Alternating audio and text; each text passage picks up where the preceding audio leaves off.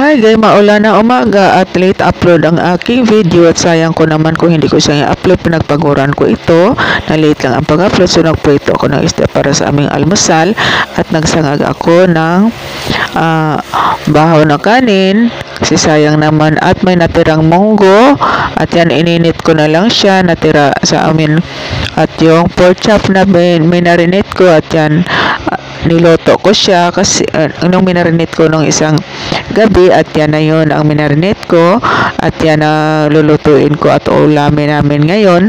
At siyempre ano rin ako ng itlog para ilagay ko doon sa aking sinangag na kanin. Yan na yung aking siyempre tinikman ko yung saging na pinasada ko, no?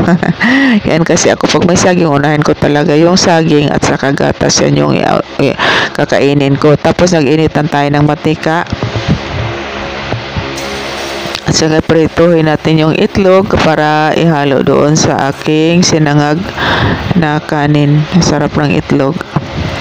Yan, kunting halo at syempre sobrang lamig ang panahon, grabe, kasi walang tigil ang ulan at luto na yung itlog at naglagay ako ng kunting mantika para gisa sa bawang at isunod ang kanin na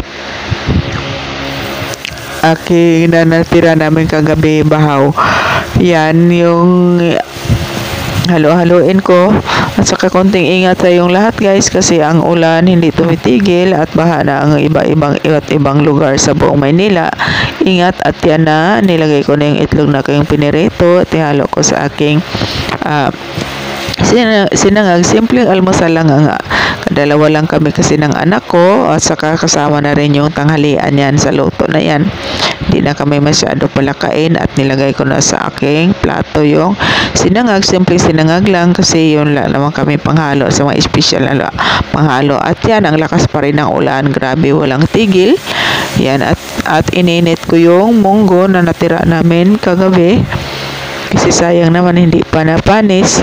So yun na yung ulam namin simula umaga hanggang hapon. Yan yung ulamin namin kasi dalawa lang kami sa bahay. Yan, tapos nilipat ko yung munggo sa mangkok. Yan, kasi nainit na siya at isunod ko naman yung aking minarinate na pork chop.